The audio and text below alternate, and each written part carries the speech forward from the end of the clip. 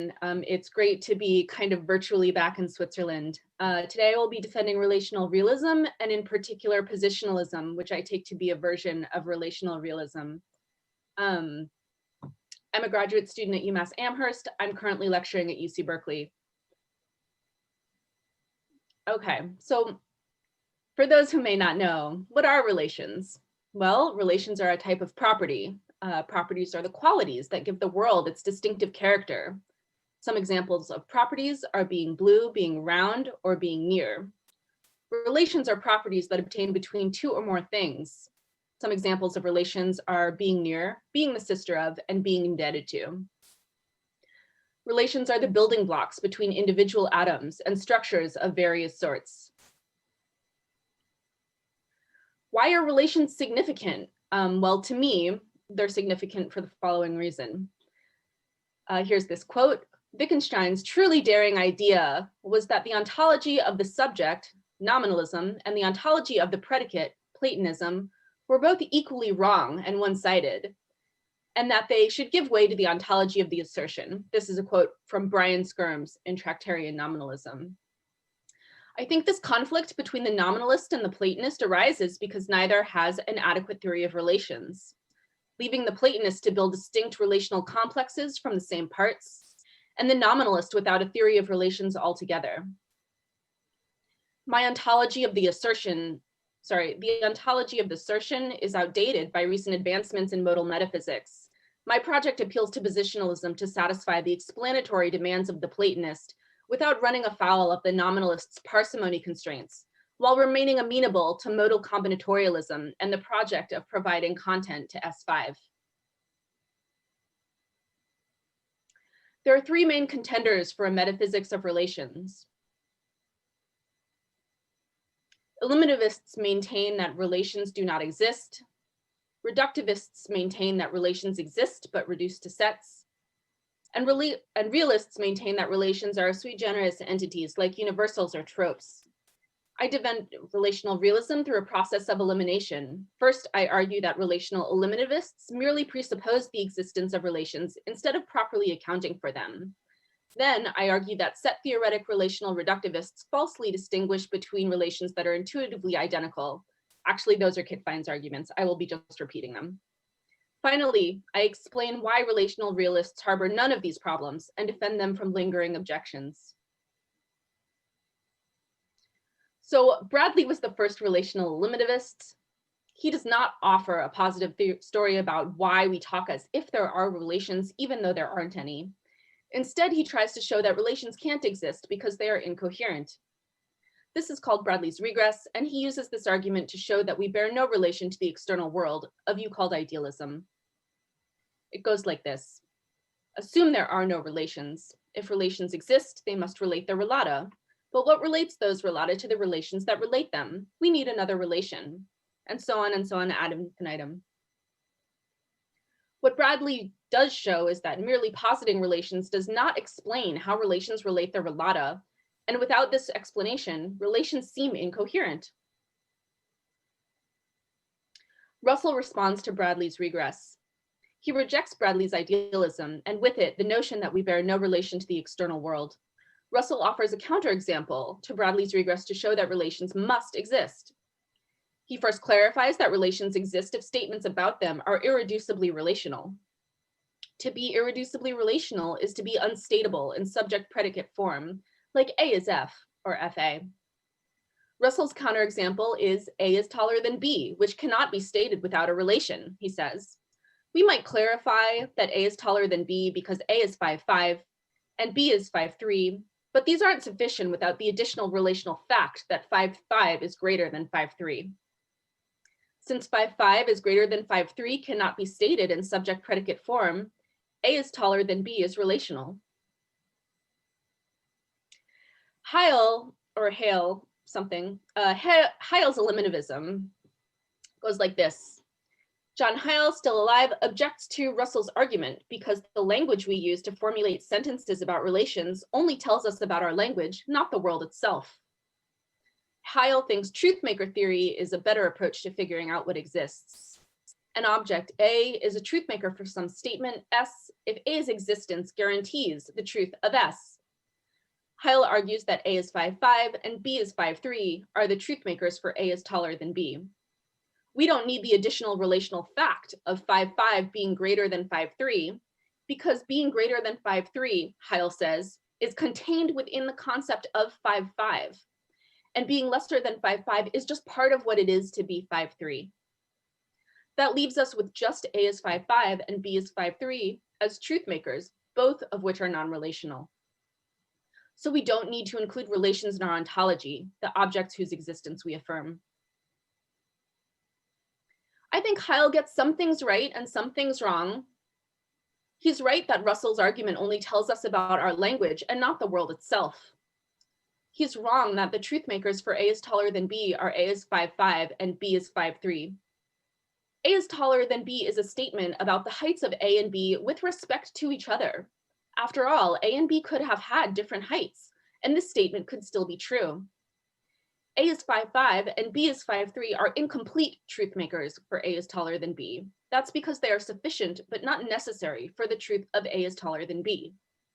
The complete truth maker would be A's height is greater than B's height, and this is a relational claim. Josh Parsons is also an eliminativist. He is another philosopher who used truth maker theory to argue that relations do not exist. His version of truth maker theory claims that a statement is non-relational if its truth makers are non-relational when considered separately or together. He considers the statement Canberra is south of Sydney and wonders what makes it true. Canberra and Sydney by themselves do not make Canberra is south of Sydney true, but the complex of Canberra and Sydney together seems to make this claim true. The complex of Canberra and Sydney is just a larger mass of land. It can still be one thing. Since one thing makes the relational claim true, we do not need to posit relations. I also think Parsons gets some things right and some things wrong. He's right that we can count Canberra and Sydney as one thing. He is wrong that Canberra and Sydney makes Canberra is south of Sydney true by itself. There are other objects, other factors that make this claim true. The direction and orientation of the territory on which Canberra and Sydney are located also makes this claim true. If Australia spontaneously rotated 180 degrees, Sydney would be south of Canberra. So the complex of Canberra and Sydney isn't doing all of the truth-making work. The orientation of space, which is relational, is contributing to the truth of this claim. This argument, by the way, is based on Phil Bricker's The Fabric of Space paper, which presents a similar argument. I recommend checking that one out. So far, I've presented 3 eliminativists, and they have 3 strategies. Bradley argues that relations are incoherent and therefore cannot exist. And this strategy is effective, I think, unless we can show that relations are coherent entities. The second strategy is to attribute the properties of a structure to the natures of the relata while denying that these structural properties are inherently relational. It follows from this that contained within the concept of 5,5 is being greater than 5,3, being lesser than 5,6, being such that 1 + 1 is 2, and all of the mathematical properties one can derive from the height structure. It also follows from this that mathematical truths are analytic instead of synthetic a priori, as Kant claimed. I find that weird. The third strategy is to deny that relata have relational properties, but situate the relata within a rigid relational context so they vicariously inherit the relational features of the context they're in. This is Parsons' strategy. So that's eliminativism. This is relational reductivism, the standard view it's called. Relations are sets of ordered pairs. So the relation on might be the set of cat and mat and lamp and table and hat and head if the only 3 instances of on were a cat on a mat, a lamp on a table, and a hat on a head. The standard view is championed by mathematicians and logicians who describe the world using the resources of their preferred mathematical logical language. Because this view is linguistic, it runs into conflict with how the physicist thinks about the world. Although language is our only way to express statements about the world, it is important not to project features of our language onto the world itself if the world lacks those features. The standard view runs into problems with converse relations, as you already know from our other awesome talks. Converse relations are the relations that result from switching the order of the relata. For example, if David loves Steffi, then its converse is Steffi being loved by David. Some pairs of converse relations are above and below, left and right, parent and child. Notice that these are all non-symmetric relations, one-way relations that are unreciprocated. The standard view produces converse relations because if relations are sets of ordered pairs, then we can define a new relation from switching the order of the relata in the pair. But although set theory draws this distinction, the world itself does not. If A is above B, that's the same state as B being below A. Same for loved and being loved by. So the standard view draws a distinction where there is no difference in the world. Sad face. The problem of order is another problem for the standard view of relations.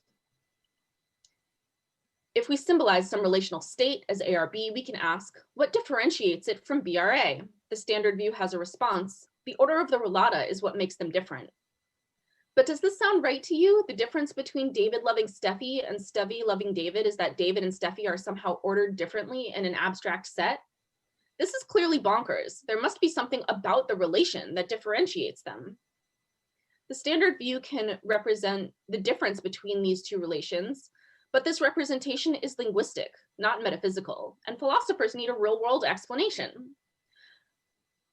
There's also the problem that when two complexes are made of the same parts, Platonic heaven expands exponentially. This is the problem of uniqueness of composition. It's going to upset the nominalists like Goodman. Symmetric relations also pose a problem for the standard view of relations. The problem of order also plagues the standard view's treatment of symmetric relations. Symmetric relations are reciprocal relations, like adjacency and dating. If A is adjacent to B, then B is adjacent to A. And A had better not be dating B unless B is dating A too. Symmetry is the essence of consent. A's being adjacent to B is symbolized as ARB, and B's being adjacent to A as BRA. Though the relata of these relations are ordered differently, they're the same state of affairs. Once again, the standard view draws a distinction where there is no difference in the world. Aside from being sloppy metaphysics, you might prefer a parsimonious theory of relations. Following Occam, it's inadvisable to multiply entities beyond necessity. A sparse view is better. Realism to the rescue. So eliminativists do not really account for relations, even though they pretend to. They just smuggle them into their theories unaccounted for. The standard view accounts for too many relations because it relies on linguistic ordering. We can infer from this that relations are real things that exist, and they aren't linguistic. There are three types of realism about relations held by living philosophers. Primitive relations, held by McBride, holds that relations are real, but primitive, unanalyzable entities. Anti-Positionalism, advocated for by Fine, holds that relations are real, but they relate their relata via an external mechanism. Positionalism, from Aurelia and others, holds that relations are real, and they relate their relata via positions in the relation.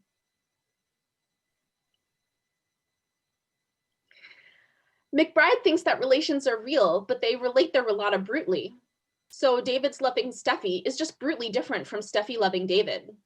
As for symmetric relations, A's being adjacent to B just is B's being adjacent to A. He writes, but really there is no need to embrace the consequence of Russell's appeal to direction or to undergo the intellectual somersaults that Fine's account requires of us. All we need to do is embrace what might be described as a form of ostrich realism, the view that how a non-symmetric relation applies to its relata, one way rather than another, is ultimate and irreducible, and that more substantive accounts of how relations apply to their relata yield no real explanatory benefits. No real explanatory benefits. Here's my response. I think McBride fails to meet Bradley's explanatory challenge to show that relations are coherent or demonstrate why this challenge is misguided. McBride neglects the principle of uniqueness of composition, which holds that if two objects, like relational states, are different, then one must have a part that the other lacks. That's a consequence of these brute relations. Primitive relations do not meet the Platonists' demand for explanation, nor the nominalists' demand that different things not be made of exactly the same parts. And although I agree with McBride that many theories fail to provide an adequate account of relations, I wish he would help us make them better instead of saying it can't be done. Anti-positionalism. McBride mentions Fine's intellectual somersaults, and he's referring to anti-positionalism. Fine thinks that the way that relations relate their relata is determined in virtue of their being similar or dissimilar to the way other relations relate their relata. There are sets of similarly related relational states, one for each direction the relation could go within the relational state. Symmetric relations and converse relational states avoid being spliced in two by being in the same set. So A's loving B is the same as B's being loved by A because they are in the same similar relation set. A's dating B is the same as B's dating A because they are also in the same similar relation set. My response to anti-positionalism is not new, it's not unique. Other people have these objections too. Anti-positionalism is an externalist theory of relations because instead of appealing to something inside the relational states in virtue of which they relate their relata, he appeals to something outside of them, the sets that these states are members of. Does this sound right to you? Steffi loving David is different from David loving Steffi because these two relational states are members of different sets? It does not sound right to me. This sounds about as illuminating as appealing to the order of the relata in an abstract set to explain the differences between two relational states of affairs. In virtue of what do relational states get to be similar to others? Fine offers no answer. Philosophical moves like this are described as moving the bulge further down the carpet. It's like you're trying to stomp out the bulge, which is a metaphor for this philosophical problem, but instead of solving the huge bulge in the carpet, you relocate it to a different part of the carpet or theory. So I endorse positionalism. Before Fine endorses anti-positionalism, he rejects positionalism, which is my favorite view. Positionalism holds that relations relate their relata in virtue of positions in each relation. Positions are abstract properties, universals that bestow logical properties upon their relata. Non-symmetric relations might have two positions, like lover and beloved. So when David is the lover and Steffi is the beloved, David loves Steffi. And when Steffi is the lover and David is the beloved, Steffi loves David. This is what makes these relational states different. Converse relations follow for free. If David is the lover and Steffi is the beloved, then it follows that Steffi is loved by David too. Symmetric relations will have one position, like are adjacent or are dating. If A and B both occupy the adjacent position, then B is adjacent to A too. Occupation is order free. So I think positionalism solves Bradley's regress because it offers an account of how relations relate their relata that does not devolve into a regress. That is, relations relate their relata in virtue of the relata occupying positions in the relation. Is this a coherent relation? McBride argues it isn't. He says, there is another problem for positionalism and the ontothematic approach, something that more of an emperor's new clothes objection. These views explain the first degree by making indispensable appeal to the results of applying a non-symmetric relation or assignment whose domain includes R's relata A and B, and whose ranges includes R's argument positions or roles, symbol 1 and symbol 2. The difference between ARB and BRA arises inter alia from the difference between assignment holding between A and symbol 1 on the one hand and holding between A and symbol 2 on the other hand. This reveals the need for an account of how assignment itself applies to the things it relates. But if this account appeals in turn to argument positions or roles associated with assignment, let's say symbol 3 and symbol 4, then vicious regress beckons. We will need to explain the application of whatever relation relates assignments to them. And if we attempt to forestall the regress by denying that any account is needed of how assignment applies to its relata, it becomes questionable whether an account was ever needed of how R applies. These and other difficulties that beset intrinsic analyses provide a motive for exploring the possibility of an extrinsic analysis of first-degree relatedness. So I think McBride is being uncharitable there. Occupation is just analogous to the instantiation relation. Scotty Dixon defends a view called PRPism, in which properties, relations, and propositions are all of the same ontological category. So an object occupying a position in a monadic property is instantiating that property. And Peter van Inwagen in this Tu Coquet paper argues that instantiation seems no less mysterious than set membership. And we had better not mess with the mathematician's primitives. David Lewis writes, "How would you like the job of telling the mathematicians that they must change their ways and abjure countless errors now that philosophy has discovered that there are no classes? Can you tell them with a straight face to follow philosophical arguments wherever it may lead? If they challenge your credentials, will you boast of philosophy's other great discoveries, that motion is impossible, that a being than which no greater can be conceived cannot be conceived, not to exist, that it is unthinkable that anything exists outside of the mind, that time is unreal, that no theory has ever been made at all probable by evidence, but on the other hand, that an empirically ideal theory cannot possibly be false, that it is a wide open scientific question whether anyone has ever believed anything, and so on ad nauseum." What David Lewis is saying here is that the mathematician's assumptions are in a sense sacred. And so if Peter van Inwagen is right, that set membership is no less mysterious than the instantiation relation. And if the instantiation relation is a really good way to understand the occupation relation of positionalism, then I think we had better not mess with the occupation relation either. Positionalism continued. Positionalism also lacks the eliminativists' problems. Recall that the eliminativists took relations for granted, implicitly and unjustifiably, smuggling them into their theories, even though those relational contexts could have been otherwise. You need to pay for those relations, eliminativists. Positionalists don't need to smuggle relations into their theory because we explicitly include relations in our ontology, thus properly accounting, i.e. paying for them. The eliminativists might argue that including positions in the ontology is superfluous. But what we lose in parsimony, we gain in explanatory power. At least positions are more parsimonious than the set theorists' treatment of relations. That should be more pleasing to the nominalist. Positionalism continued. Most importantly, positionalism resolves the heated dispute between David Lewis and David Armstrong over whether relational complexes violate the axioms of mereology. Recall that Lewis, representing nominalism, was mad that ARB and BRA were two distinct complexes made of exactly the same parts, thus violating uniqueness of composition.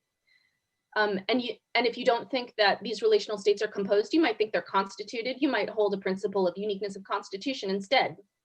It's just as motivated. The solution to the problem of order fixes this problem. A occupies a different position in ARB than it does in BRA, providing a part that ARB has, but BRA lacks. So no need for a primitive ontology of states of affairs, a la Wittgenstein. The nominalists and the Platonists can get along now. So there are many objections to positionalism, some of which we heard about today. Fine from NYU rejects positionalism because he thinks it can't offer an analysis of partially symmetric relations. These are relations like being arranged clockwise in a circle. I think we've seen a number of proposals, both today and previously by Aurelia, about how to construct partially symmetric relations from their smaller relational parts using just our positionalist analysis of symmetric and non-symmetric relations. I think many of these proposals are successful.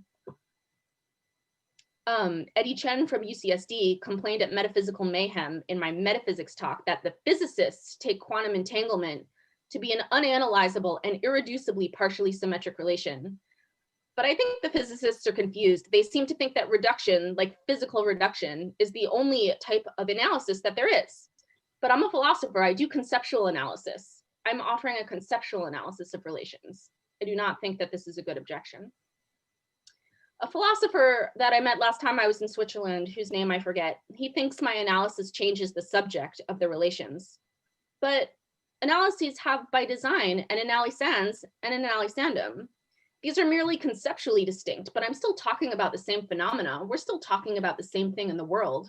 I do not think that the changing the subject objection is a good objection to the positionalist analysis of relations. So here's my conclusion. I have argued that positionalism is the best theory of relations currently on the market. First, I argued against the eliminativists, like Parsons and Heil, then the standard set theoretic view. With only realist views remaining, I argued against brute relations and anti-positionalism. But there are still lingering questions, like what kinds of positions are there? How do whole relational complexes and structures inherit logical properties that members of these structures gain by occupying positions in individual relations? That is, how do we build structures from relations? I address these questions in other chapters of my dissertation. Please applaud with the sound off. I am easily startled by loud noise. Thank you.